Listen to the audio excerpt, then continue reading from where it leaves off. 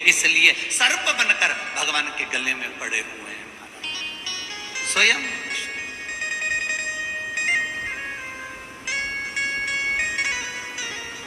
ये विभाजित नहीं।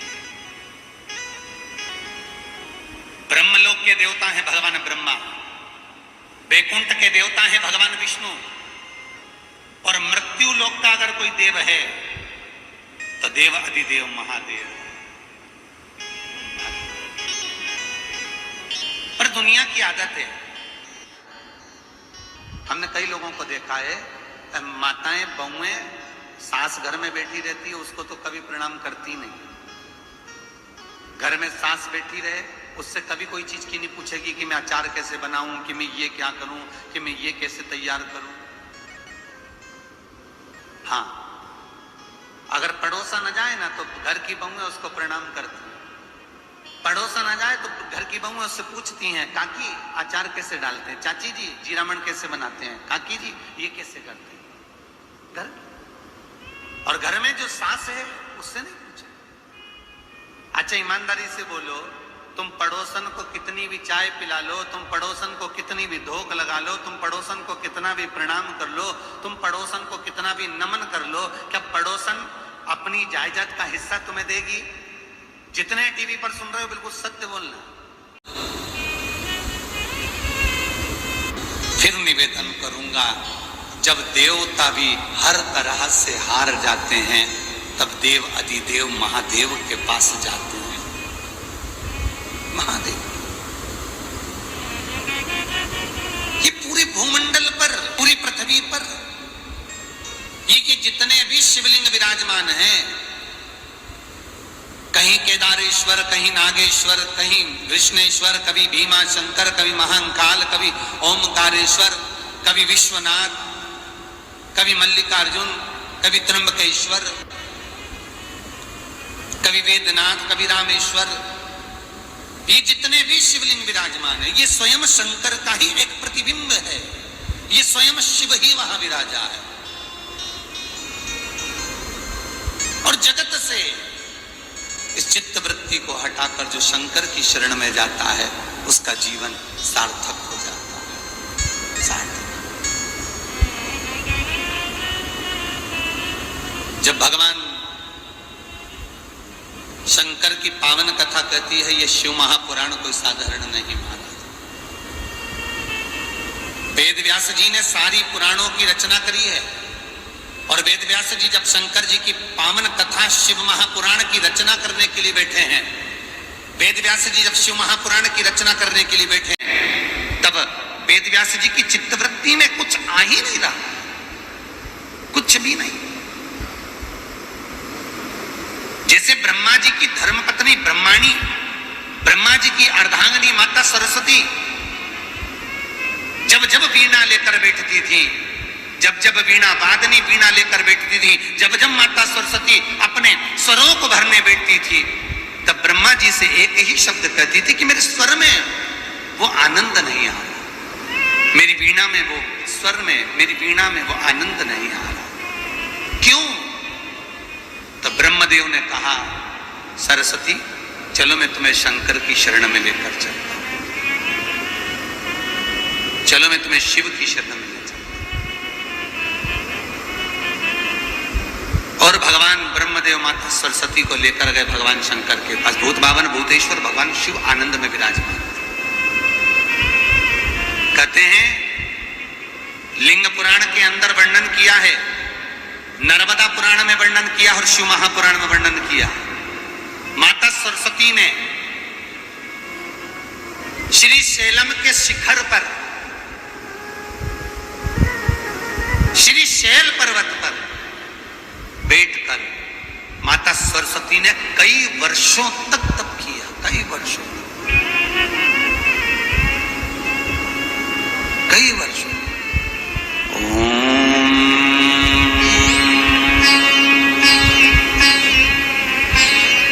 नमः शिवाय।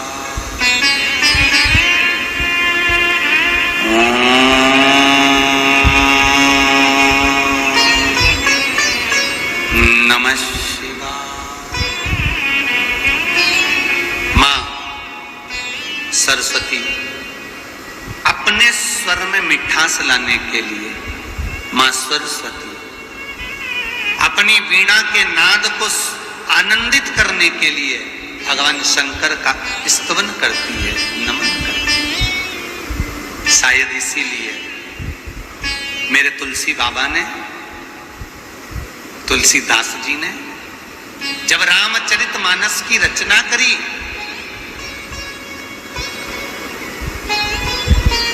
तुलसीदास जी ने जब रामचरितमानस की रचना करी, शायद इसलिए तुलसीदास जी ने सबसे पहले शंकर और पार्वती को नमन किया। सारे देवता बाद में, पहले शिव और पार्वती, और शंकर विश्वास और पार्वती श्रद्धा, इन विश्वास और श्रद्धा को नमन करा है। क्यों? जब व्यक्ति की चित्तवृत्ति में अगर विश्वास और श्रद्धा दोनों ही नहीं होंगे, व्यक्ति की चित्तवृत्ति में अगर विश्वास और श्रद्धा दोनों ही नहीं विराजेंगे, तो फिर भगवत कथा का, शिव महापुराण का कोई सुख नहीं होगा। मानो तो मैं गंगा मां हूं, न मानो तो बहता पानी। विश्वास होगा तो शिवलिंग में भी शंकर नजर आएगा, विश्वास होगा तो मंदिर में भी भगवान नजर आएगा, और अगर विश्वास नहीं होगा तो सारे तीर्थों में घूम कर आ जाओगे, कहीं तुम्हें पंडा ऐसे नजर आएंगे कि बताओ पैसा नोच रहे हैं, कोई ऐसा नजर आएगा कि मां तो धंधा बना रखा है, कोई ऐसा नजर आएगा कि वो तो बिजनेस कर रहा है, चित्तवृत्ति में जो लगा। भैया गाड़ी में जा रहे हो तो गाड़ी के शीशे को साफ करना जरूरी है। अगर गाड़ी में जा रहे हो तो शीशा साफ होना जरूरी है। शीशा अगर साफ नहीं होगा तो सामने वाला सही से दिखेगा नहीं, धुंधला ही धुंधला दिखेगा। आपके नेत्रों का दोष नहीं, शीशे का दोष है। उसी तरह ये नयनों का दोष नहीं, ये मन का दोष है। कामी को कामी नजर आता है, लोभी को लोभी नजर आता है, वासनावान को वासनावान नजर आता है, तृष्णावान को तृष्णावान, अहंकारी को अहंकारी, धर्मी को धर्मी, अधर्मी को अधर्मी नजर आता है, पुण्यवान को पुण्यवान, कपटी को कपटी नजर आता है। आपकी चित्तवृत्ति में जैसा भगवान समाएगा, सामने वाला वैसा नजर आएगा। प्रभु सरस्वती निवेदन कर रही है भगवान से, भोलेनाथ प्रकट हुई है, स्वर प्रदान कर। कहते हैं मेरा नटराज, मेरा शंकर, मेरे शिव, जिनकी नट लीला देखने के लिए देवता भी तरसते हैं, जिनकी नट लीला को पाने के लिए भगवान कृष्ण भूमंडल पर जन्म लेते हैं, प्रकट होते हैं।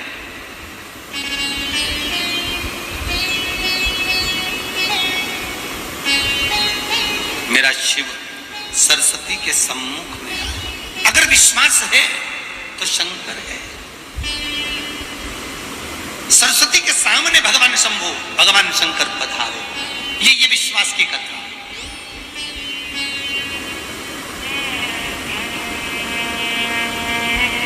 परंतु दुनिया के लोगों, ये जितनी दुनिया के लोग हैं, इनको ढोंग और प्रपंच ज्यादा पसंद है।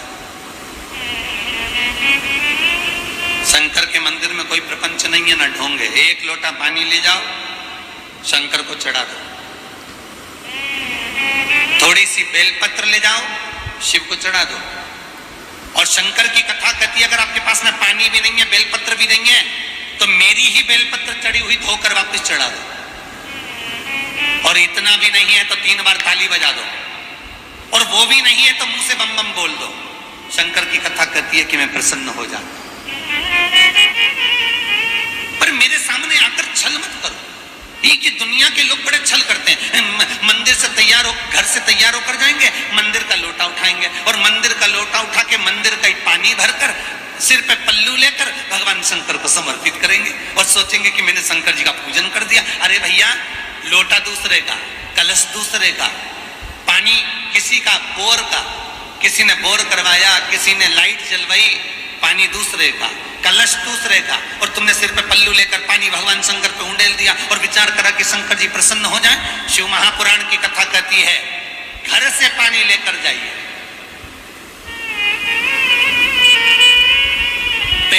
समय में 2 दोष नहीं रहते थे घर में। बहुत ध्यान से सुनना। पहले के समय में ये 2 दोष नहीं रहते थे। आज के जमाने में पंडितों को पत्रिका दिखाओ तो 2 दोष जरूर बताएगा। कौन कौन से? एक तो कालसर्प दोष है, दूसरा पितृ दोष, और तीसरे नंबर पर चल रहा है आज के जमाने में वास्तु दोष। सारे वास्तु शास्त्रियों से पूछ पूछ के बाथरूम इधर बनवा दी, सीढ़ी उधर बनवा दी, कमरा का हॉल वहां बनवा दिया, रसोई घर वहां बनवा दिया। एक बात मैं आपसे पूछना चाहूंगा, जितने टीवी पर सुन रहे हैं, जितने लोग इस कथा को ऑनलाइन सुन रहे हैं, जो इस कथा को लाइव सुन रहा है, मैं उनसे निवेदन करना चाहूंगा, आपके भी पूर्वज होंगे, आपके भी दादा परदादा होंगे, उन्होंने कोई मकान बनाया होगा तो ईमानदारी से बोलना, किसी वास्तु शास्त्री को लाकर दिखाया था कि यहाँ पर बाथरूम बनाओ तो यहाँ पर सीढ़ी बनाओ, तो यहाँ पर किचन बनाओ, तो यहाँ पर हॉल बनाओ, तो यहाँ रूम बनाओ? किसी को दिखाया होगा? नहीं। तो क्या उनके पास संपदा नहीं थी? तुमसे ही तुम्हारे पूर्वज जी कर चले गए, जिनके घर में जमीन और जायदाद इतनी भरी हुई थी, अंबानियों से धन भरा हुआ था। तुम 1 तोला सोना लेने जाते हो तो 50 बार विचार करते हो उनके घर में सोने का भी अंबार था, पुराना, और कोई वास्तु शास्त्री से नहीं पूछा। ये जो 3 दोष हैं, वास्तु दोष, पितृदोष, कालसर्प दोष, इन तीनों दोष का स्वामी शंकर है। इन तीनों दोष को समाप्त करने वाला अगर कोई है तो शंकर है। और तुम्हारा 1 लोटा पानी इन 3 दोष को समाप्त कर देता है। केवल 1 लोटा पानी, 1 कलश, 1 जल पात्र। ये नया फैशन चल गया है ना कि मंदिर तुम ऐसे खाली हाथ चले जाओ और मंदिर में से लोटा उठा के मंदिर की बाल्टी में से पानी भरकर शंकर को चढ़ा दो। ये शंकर को ढोंग प्रपंच अच्छा नहीं लगता, ये शिव को नहीं चाहिए। शंकर कहते हैं कि तेरे पास कुछ भी नहीं है तो तेरा दिल, तेरा मन, तेरा चित्त, तेरी वृत्ति मुझे समर्पित कर दो। पर ये प्रपंच नहीं। 3 दोष समाप्त करने के लिए 1 लोटा पानी, बस वो भी घर का। 3 दोष समाप्त। पहला दोष वास्तु दोष। घर के अंदर जहां पानी भरते हो, मटका भरते हो, हंडा भरते हो, घड़ा भरते हो, उसमें से 1 लोटा पानी सुबह स्नान करके भर के चल दो। परिंडे में से पानी भरा, मटके में से पानी भरा, जहां पानी भरते हो उस स्थान से पानी भरा, उस स्थान को कहते हैं पितरों का स्थान। 1 लोटा पानी जब हमने उसमें से भरा, घर में से लेकर गए तो पितरों का दोष, घर में से ले जा रहे हैं तो वास्तु दोष, और ले जाकर जब शंकर को चढ़ाया तो कालसर्प दोष। ये तीनों दोष घर का जल शंकर को समर्पित करने से समाप्त हो जाता है। समर्पित करने से। मुझे याद है जब पिछले वर्ष 84 महादेव करे थे उज्जैनी में, तो 84 महादेव की जब यात्रा करी थी तो जजमान थे श्री गोपाल मंदिर वाले पंडित जी। तो पंडित जी जब भी 84 महादेव की यात्रा करने हमारे साथ जाते, 84 महादेव करने के लिए रोज प्रतिदिन निकलते, तो पंडित जी का नियम था अपने घर से कमंडल में जल लेकर आते, शंकर को समर्पित। तो हमने एक बार पूछ लिया, महाराज जी आप कमंडल में जल लेकर आते हो, आपने शिव महापुराण अच्छे से सुन रखी है? पंडित जी कहते हैं, गुरुदेव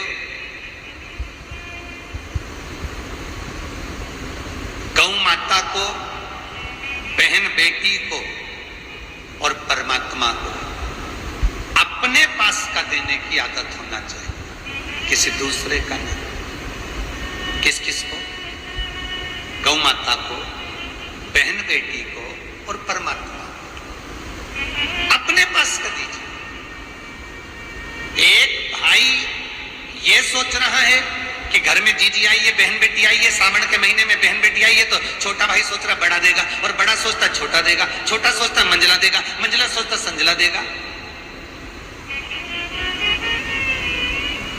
बड़ा सोच रहा है कि छोटा भाई देगा, छोटा सोच रहा है बड़ा देगा, और बड़ा सोचे कि मंझला देगा, मंझला देख सोच रहा है संझला देगा। ये विचार न करा जाए। बहन बेटी को आपके अनुसार, आपकी हैसियत के अनुसार आप बहन बेटी को समर्पित करो। ये ना सोचे कि बड़े ने कितना दिया, छोटे ने कितना दिया, मंझले ने कितना दिया, संझले ने कितना, ये विचार तुम्हारी चित्तवृत्ति में नहीं आना चाहिए। बहन बेटी को आपके अनुसार दीजिए। और गौ माता को, गौशाला में जाओ, गौ माता दरवाजे पर आए या गौशाला में आप पहुंचो और ये विचार मत करना कि इतना सारा तो चारा गाय माता को पड़ा हुआ है, इतना सारा तो भूसा गाय माता को पड़ा हुआ है, इतना सारा हरा घास तो गौ माता को पड़ा हुआ है, तो हम क्यों दे, इतना पड़ा है वही खा लेगी। नहीं नहीं नहीं, दूसरे को आधार बनाकर नहीं, आपकी आधारशिला पर आप गौ को दान दीजिए। और महाराज भगवान शंकर को, भूत भावन भोलेनाथ को अगर एक लोटा भी पानी चढ़ा रहे हो तो घर से लेकर जाए। और यदि आप घर से नहीं ले जा सकते तो निवेदन है, मंदिर का लोटा, मंदिर का पानी शंकर को चढ़ा रहे हो तो 98 मंदिर के लोटे का किराया और 98 जो पानी तुमने भरा उस जल का किराया दोनों लेकर तब 1 रुपया दान पात्र में डाल दो, उसके बाद तुम पानी चढ़ाओ, मना नहीं। और 10 लोटा पानी चढ़ाओ तो 10 रुपए चढ़ाना, 5 लोटा पानी चढ़ाओ तो 5 रुपए चढ़ाना। बिजली का बिल लगा, बोर करवाने वाले ने बोर करवाया, कलश दान करने वाले ने कलश दान कर दिया, तो उसका कुछ लाभ तुमको भी तो मिलना चाहिए। कई कई माताओं की आदत है कि आंवले के पेड़ की पूजन करने गई, पीपल के पेड़ की पूजन करने गई, बछवारस की पूजन करने गई, और उनको लगी लगाई थाली पेड़ के नीचे मिल गई, बड़ के पेड़ के नीचे, आंवले के पेड़ के नीचे, उसने कोई सामान को सब उठा के चढ़ा दिया। और जिसकी थाली थी बेचारी वो आई, उसने देखा तो सब सामान चढ़ा हुआ है, उसको मिला क्या? अरे भाई, स्कंद पुराण में तो यहां तक लिखा हुआ है कि मिट्टी का दिया मंदिर में किसी का रखा हुआ है, तुम घर से चले एक डब्बी में बत्ती बनाकर लेकर चले गए, और मिट्टी का दिया दूसरे का, बत्ती तुम्हारी, तुमने जला दी। स्कंद पुराण कहती है वो पुण्य तुम्हारे खाते में नहीं गया, जिसका दिया था उसके खाते में चला गया। भले तुमने जलाया, भले तुमने लगाया, भले तुमने तुम्हारे हाथों से उसमें बत्ती रखी है, तुमने तुम्हारे हाथों से घी डाला है, तुमने तुम्हारे हाथों से बाती लगाई है, तुमने तुम्हारे हाथों से प्रज्वलित करी है, पर तुम्हारे पुण्य के खाते में वो बाती का लगाया हुआ दीप का फल तुम्हारे खाते में नहीं आया, वो चले गया जिसका दिया था उसके खाते में। तो एक निवेदन है, मंदिर जा रहे हो, किसी मंदिर में अगर दिया लगा रहे हो तो पहले उस मंदिर में एक दिए का दान करो, फिर तुम साल भर जाकर कभी भी कोई सा भी दिया उठाकर, तुम कभी भी कोई भी दिया उठाकर तुम बत्ती लगाओगे वो स्वीकार होगा। पर तुमने उस मंदिर में कभी एक दिया दान नहीं करा, एक मिट्टी का दीप नहीं दिया, और दूसरे के दिए में तुम दिया लगा लगा कर आ गए, तो उसका कोई फल शास्त्र नहीं कहता महाराज की मिलेगा, कोई फल। अपने हाथों से करो वो मिलेगा। एक दोष है काल सर्प दोष, जितनी पत्रिका देखो सब में पंडित जी बोलते हैं इसमें काल सर्प दोष है। काल सर्प दोष क्या पहले था? पहले के समय में आपकी भी पत्रिका देखी होगी, जितने बुजुर्ग लोग इस कथा को ऑनलाइन सुन रहे हैं, आप टीवी के माध्यम से श्रवण कर रहे हैं, फेसबुक यूट्यूब के माध्यम से श्रवण कर रहे हैं, इस कथा को आप सुन रहे हैं, तो अपने मन पर हाथ रखकर बोलना कि जितने पुराने लोग हैं, घर के माता पिता हैं, घर के बड़े लोग हैं, घर के बुजुर्ग लोग हैं, इन्होंने कई बार पत्रिका दिखाई होगी, पर इनकी पत्रिका में पहले के समय में काल सर्पदोष नहीं होता था। पर आज के समय में जितनी पत्रिकाएं आप पंडित को दिखाएंगे, ज्योतिषाचार्य को दिखाएंगे, उसमें काल सर्पदोष मिलेगा। कारण उसका एक कारण, घर में जो मंदिर है, घर में जो देवालय है, घर में जो भगवान का पूजा घर है, घर में जो पूजा वाड़ी है, उस पूजा वाड़ी में, उस देवालय में गणेश जी भी हैं, देवी जी भी है, लड्डू गोपाल भी हैं, शंकर जी भी हैं, पितृदेव भी हैं, बहुत सारे देवता उस मंदिर के अंदर हैं, रुद्राक्ष भी है, श्री यंत्र भी है। तुम्हारे घर के मंदिर में ऐसे बहुत सारे देवता हैं। चांदी के सिक्के में लक्ष्मी जी, गणेश जी, सरस्वती भी है। तुम्हारे घर के मंदिर में ये सारे देवता बैठे हैं। तुमने सारे देवताओं को सवेरे स्नान कराया तो एक पात्र में, एक थाली के अंदर, एक पात्र के अंदर, ताम्रपत्र के अंदर सारे देवताओं को बिठाकर स्नान करा दिया, और वो स्नान का जल तुमने ले जाकर सारा की सारा तुलसी जी में डाल दिया, सारा जी। शिव महापुराण की कथा कहती है, पहले के समय में काल सर्प दोष नहीं होता था। क्यों? क्योंकि पहले के समय में बाग बगीचे बड़े बड़े होते थे, घर के बाहर इतने पौधे लगे होते थे कि लोग भगवान का स्नान कराकर वो जल को पौधों में डालते थे, तुलसी में नहीं। आज के जमाने में ले दे के बड़े बड़े फ्लैटों में, बड़े बड़े बंगलों में, मकानों में तो कोई पेड़ पौधे रहे नहीं, तो लोगों ने भगवान को स्नान कराकर सारा जल मां तुलसा में समर्पित कर दिया, तुलसी जी में डाल दिया। और यदि शिव महापुराण की कथा आप सुनने के लिए बैठे हो, शंकर का ज्ञान उपदेश ग्रहण करने के लिए बैठे हो, भगवान शंकर के पावन चरित्र को आप श्रवण कर रहे हैं, शिव महापुराण को इस भादों के महीने में आज से जो सुनने बैठे हो, तो अपनी चित्त वृत्ति में उतारिएगा। वृंदा के पति जलंधर को, वृंदा के पति जलंधर, जो वृंदा भगवान विष्णु के सेवा में लगी रहती थी, जो वृंदा भगवान शंकर के गुण उपदेश में लगी रहती थी, जो वृंदा भगवान ब्रह्मा का स्तवन करती थी, वो वृंदा के पति जलंधर को इतना जलंधर उपद्रवी था, इतना उपद्रव मचाता था, चारों तरफ हाहाकार मच गया था। सारे देवता इकट्ठे होकर भगवान विष्णु के पास पहुंचे। नारायण, नारायण बोले क्या बात है, ये जलंधर को मारना है। भगवान विष्णु बोले जलंधर को मारना इतना सरल नहीं है, भगवान शंकर के पास चलो। सारे देवता मिलकर भगवान भूत भामन के पास गए, भोलेनाथ के पास गए। हर हर महादेव। भगवान शंकर पूछे क्या बात है, कैसे आना हुआ? सारे देवता एक साथ कैसे आना हुआ? प्रभु जलंधर को मारना। भगवान शंकर बोले जलंधर मर तो जाएगा, मना नहीं है, पर जो जलंधर की पत्नी है, जो जलंधर की धर्म पत्नी है, एक होती है पत्नी जो पतन के रास्ते पर ले जाती है, एक होती है धर्म पत्नी जो धर्म के पथ पर ले जाती है। तो ये जो जलंधर की धर्म पत्नी है, ये भगवान का इतना भजन करने वाली है, इतना स्मरण करने वाली है, इसका सातित्व इतना, इसको मारा नहीं जा सकता। इसके पति को मारना बड़ा कठिन काम है। तो भगवान विष्णु ने पूछा फिर जलंधर मरेगा कैसे?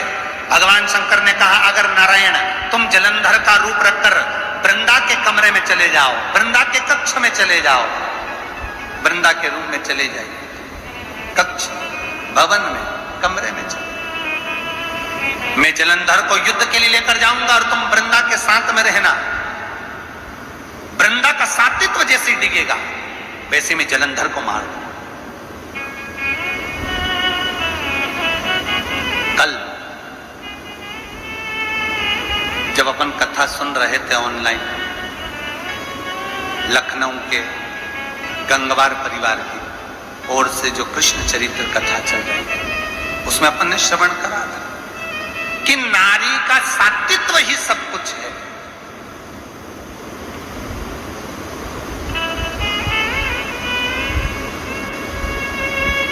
ये वृंदा कोई साधारण स्त्री नहीं है। ये वृंदा मां पार्वती की पूजन करने वाली, मां जगतजननी जगदम्बा की आराधना करने वाली, मां शेरावाली का स्मरण करने वाली।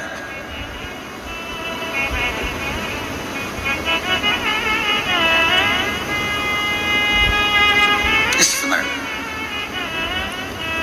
माता का स्मरण करती, पूजन करती, भगवान विष्णु का स्मरण करती, नाम जाप करती।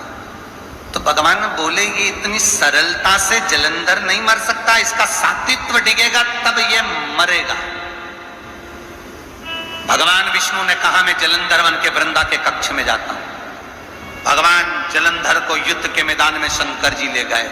भगवान नारायण वृंदा के कक्ष में चले गए, वृंदा के कक्ष। और भगवान शंकर ने देखा कि सात्वित्व नष्ट हुआ, जलंधर के प्राणों को हर लिया। जलंधर का कटा हुआ सिर वृंदा की गोद में जाकर जब गिरा, वृंदा ने देखा कि मेरा पति तो ये मरा पड़ा है और एक पति सामने पलंग पर सो रहा है। वृंदा ने पूछा, भगवान विष्णु सामने प्रकट हो गए, वृंदा तेरा पति यही है जो पड़ा है, जिसका शीश तेरी गोदी में पड़ा है यही तेरा पति है। मैंने तो केवल तेरा सात्वित्व दिखाया था तेरे पति को मारने के लिए। अगर तेरा सात्वित्व नहीं दिखता तो तेरा पति नहीं मरता।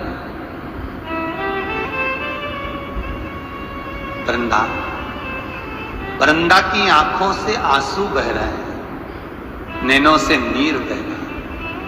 और वृंदा ने उसी समय भगवान शंकर को बुलाया, भोलेनाथ पधारो पधारो।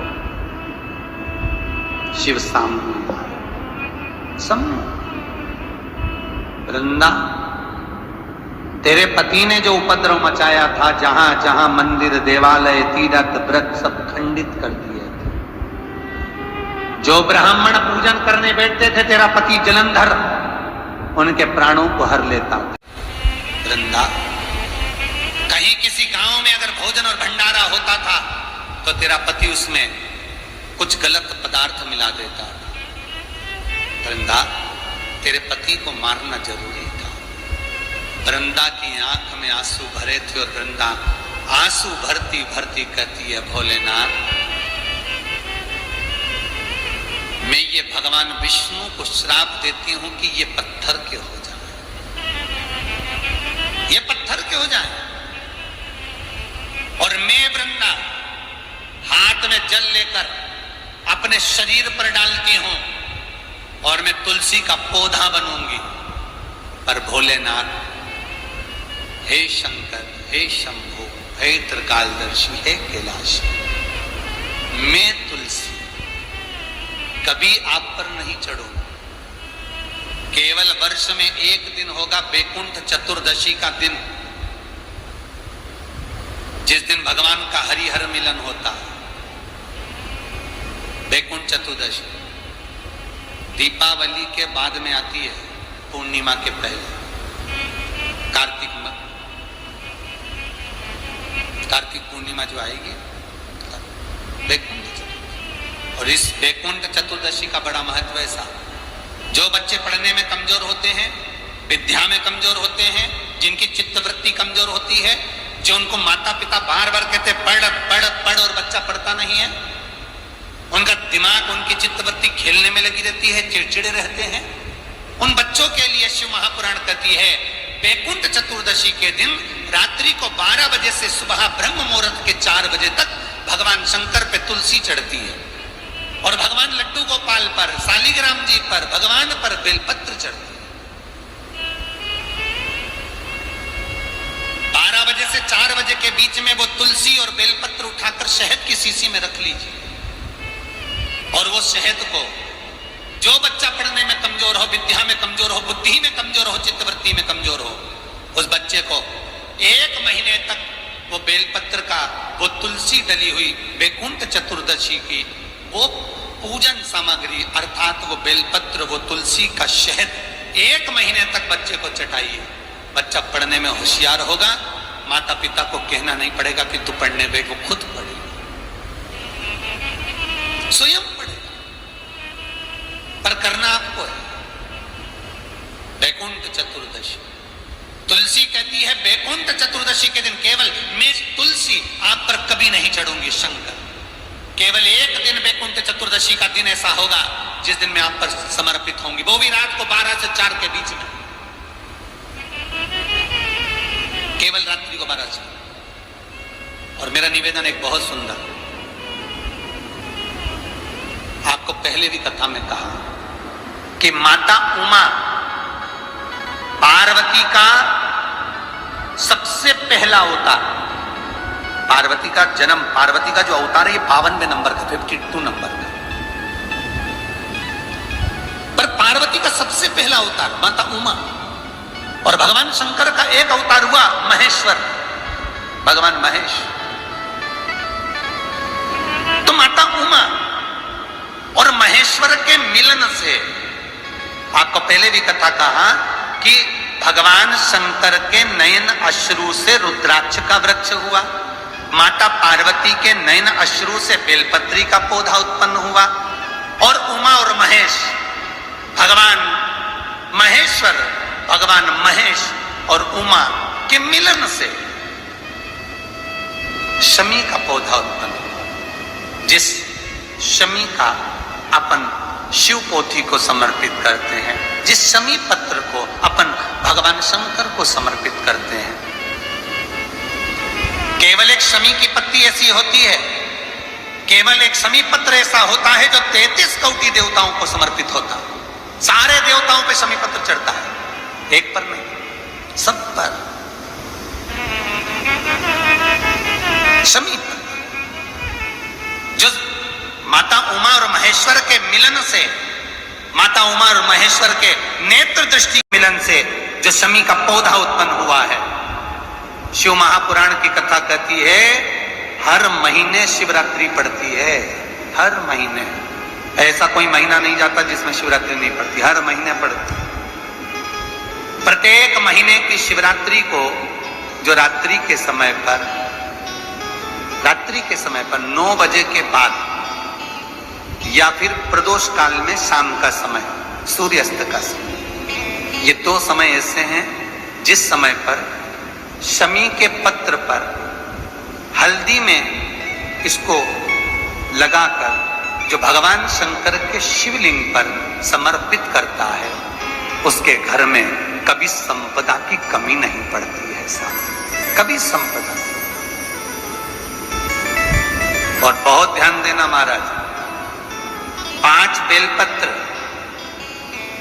7 शमी पत्र, 5 बेलपत्र और 7 शमी पत्र बैकुंठ चतुर्दशी के दिन साथ में तुलसी का दल, ये तीनों को साथ में अपनी अंजलि में रखकर अपनी कामना कर कर जो रात्रि को 12 बजे भगवान शंकर के शिवलिंग को समर्पित करता है, भगवान शंकर उसकी मनोकामना 3 महीने में पूरी कर देते हैं। बैकुंठ चतुर्दशी के दिन इतना महत्व है शिव उपासना का। भगवान भूत भावन भूतेश्वर भगवान शंकर की उपासना का इतना महाराज, तुलसी कह रही है भगवान शंकर से मैं तुम पर नहीं चढ़ूंगी। और सुनो भोलेनाथ, यदि आपके स्नान का जल, आप पर चढ़ा हुआ जल कोई मुझ पर समर्पित कर देगा तो उसको सर्प के डसने का दोष लग जाएगा, जिसको काल सर्प दोष कहा जाता, जिसको काल सर्प दोष कहा। यदि आप पे चढ़ा हुआ जल मुझ पर आकर चढ़ेगा तो उसको सर्प के डसने का, तो इसलिए पुराने समय में काल सर्प दोष नहीं होता था। क्यों? क्योंकि घर में बगीचा बड़ा होता था, पानी कहीं पर भी डाल दिया जाता था भगवान के स्नान का। अब थाली थाली में शंकर जी को भी नहलाया, थाली में लड्डू गोपाल को भी नहलाया, थाली में कृष्ण राधा को भी नहलाया, थाली में सारे देवताओं को नहलाकर वो जल को ले जाकर तुलसी जी में डाल दिया। जब हम भगवान शंकर का चढ़ा हुआ जल तुलसी में समर्पित करते हैं तो उससे काल सर्प दोष लगता है। काल सर्प के डसने का दोष निश्चित हो जाता है। फिर जाओ त्र्यंबकेश्वर, वहां जाके काल सर्प दोष की पूजन करवा, क्योंकि केवल वही जगह ऐसी थी जहां पर गौतम बाबा पर गौ हत्या का दोष लगा था। और उस दोष को मिटाने के लिए ब्रह्मा, विष्णु और महेश तीनों देवता, अरे पूरी दुनिया में कहीं ऐसा धाम नहीं जहां ब्रह्मा विष्णु महेश संग में लिंग आकृति में विराजमान हो। ब्रह्मा भी लिंग बनकर, विष्णु भी लिंग बनकर और शिव भी लिंग बनकर, तीनों देवता विराजे त्र्यंबकेश्वर। 3 शिवलिंग छोटे छोटे।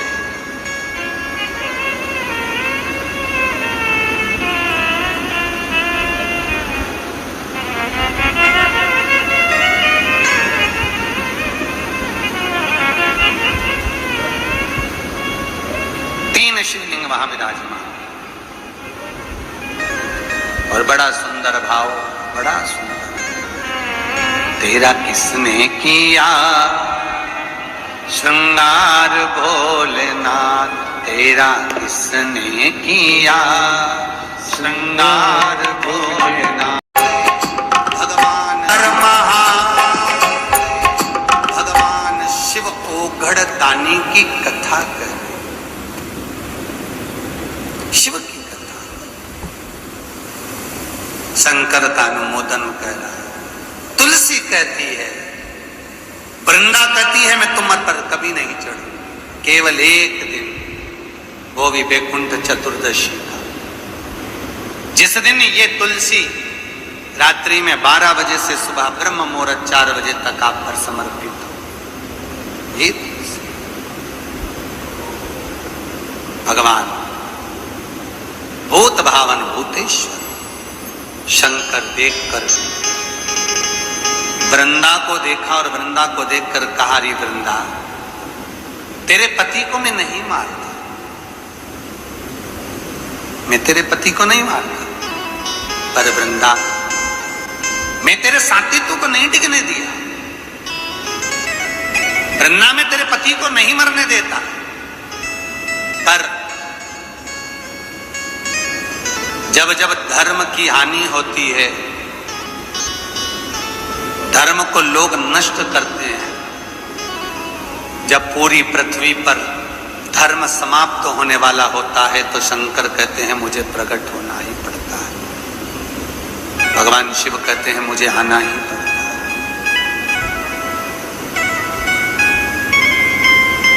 हमें तो ऐसा लगता है ये जो कोरोना महामारी फैली है,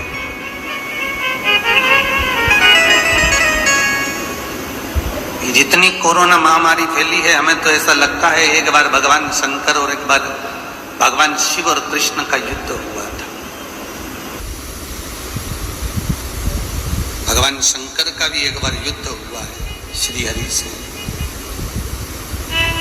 तब भगवान ने एक शस्त्र चलाया था जिसको जीवाणु शस्त्र कहा गया। कभी आप लोग सर्च करेंगे शिव महापुराण में या कभी सर्च करें लिंग पुराण में, नर्मदा पुराण में, आप उसमें से लेख निकालेंगे कि भगवान ने एक शस्त्र चलाया था, शंकर जी ने, जीवाणु शस्त्र।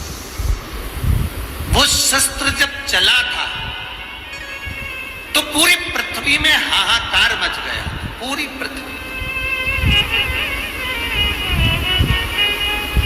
और पूरी पृथ्वी पर जब हाहाकार मच गया, सारी पृथ्वी पर हाहाकार जब मच गया, कोई रोग ऐसा घेर लिया, तब सारे लोग जब परेशान हो गए तब भगवान शंकर की शरण में गए, शिव की शरण। स्वयं भगवान कृष्ण, स्वयं श्री हरि, भगवान नारायण, ब्रह्मा, इंद्र, 33 कोटि देवता भगवान की शरण में गए। भोलेनाथ, ये कौन सा शस्त्र चला दिया? सब दुखी। शंकर भगवान कहते हैं संहार का देव मैं हूं।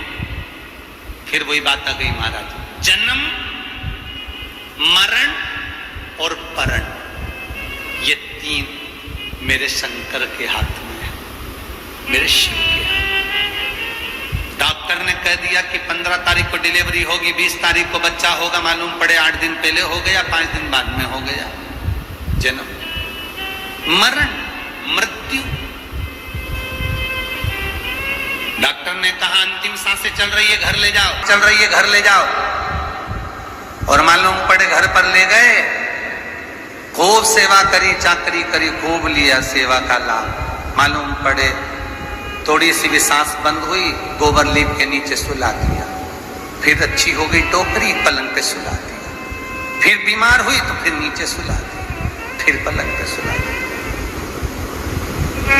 4-5 साल निकल गए और डॉक्टर ने कहा था ले जाओ घर, भरोसा नहीं। पंडितों ने देखकर कहा था बहुत लंबी उम्र है, हाथ देखकर कहा था रेखा भी अच्छी प्रबल है, खूब उम्र है, खूब उम्र है। पत्रिका में भी कह दिया खूब लंबी उम्र है। मालूम पड़े कहीं एक्सीडेंट हो गया, मालूम पड़े कहीं अटैक हो गया, हार्ट अटैक की बीमारी आ गई, कहीं शुगर, कहीं बीपी, कहीं कैंसर जैसा रोग हो गया, समाप्त हो गया। पंडितों से पूछा ये क्या हो गया? ब्राह्मण कहे उम्र तो पूरी थी, अब कर क्या सकते हैं, उसके आगे किसकी चली, उसके आगे किसकी चली। जब डॉक्टर भी हार जाते हैं, वेंटिलेटर पर पटक दिया, डॉक्टर ने कह दिया हमने सब कुछ कर दिया, अब हमारे हाथ में नहीं है, अब उसके हाथ में है। मतलब डॉक्टर भी जानते हैं कि एक डॉक्टर और है और वो मेरा त्रिकालदर्शी महामृत्युंजय, रोग को भी खींचने वाला, रोग से भी मुक्त करने वाला वो देव अधिदेव महादेव है। ये डॉक्टर भी जानता है।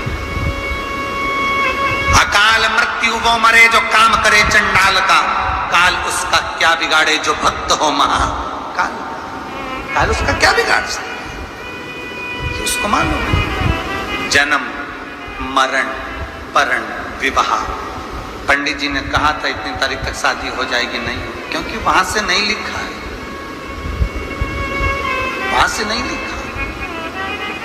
कितने लड़के देखे तुम्हारे लिए, कितने लड़के, एक से बढ़कर एक देखे, कितने बायोडाटा आए, कितने फोटो आए, और तुम्हारी किस्मत में यही भेरू लिखा था, यही। और कितनी लड़कियां देखी तुम्हारे लिए, कितने बायोडाटे आए, कितनी लड़कियां देखने तुम गए, कितनी अच्छी अच्छी लड़कियों के फोटोज आए, पर तुम्हारी किस्मत में यही जगदम्बा लिखी थी। क्यों? पूरी दुनिया में इतने करोड़ों लोगों को छोड़कर तुम्हें ये मिली और करोड़ों लोगों को छोड़कर तुम्हें ये मिला। कारण क्या है? क्योंकि ये संबंध तो तुम कर रहे हो शादी ब्याह, पर संबंध तो मेरे विश्वनाथ ने पहले से ही कर रख दिया था कि तुम्हारी किस्मत में ये लिखा है, तुम्हारे भाग्य में ये लिखा है, तुम्हें ये मिलेगा। जन्म मरण परण तीन शिव के हाथ, कोई दूसरा नहीं। संकट तुलसी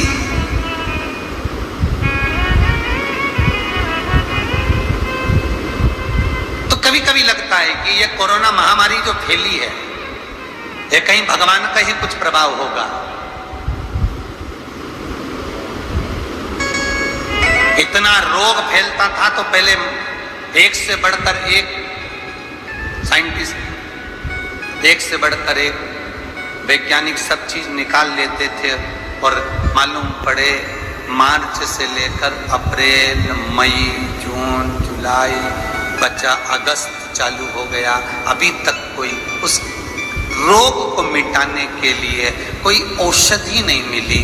तो ये औषधि अगर कोई दे सकता है तो मेरा कालों का काल महाकाल दे सकता है। महाकाल, बस आप बचो। किसी से भी हाथ ना मिलाओ, किसी से मिलो नहीं, मुंह पर मास्क लगाओ,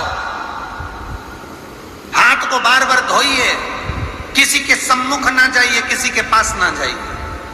और दूसरा काम करो, अगर तुम्हारे क्षेत्र में कहीं ये कोरोना महामारी आ भी गई है और कोई पॉजिटिव मिल भी गया है, घबराना नहीं, श्री शिवाय नमस्तुभ्यम मंत्र का जाप करो। फिर निवेदन करूंगा, कल जब कथा पूर्ण हुई थी, कथा पूर्ण होने के बाद में किसी ने फोन लगाया था कि गुरुजी हमारे भाई वेंटिलेटर पर पड़े हुए हैं कोरोना महामारी के अंतर्गत, डॉक्टर अपना काम कर रहे हैं, उनको करने दो, तुम एक काम करो, पानी के लोटे में थोड़ा सा दूध मिलाकर जो बीमार व्यक्ति है उसका कपड़ा उसको छुआ कर, उसका नाम और गोत्र बोलकर भगवान शंकर पर श्री शिवाय नमस्तुभ्यम कहकर समर्पित करो, आराम लगेगा।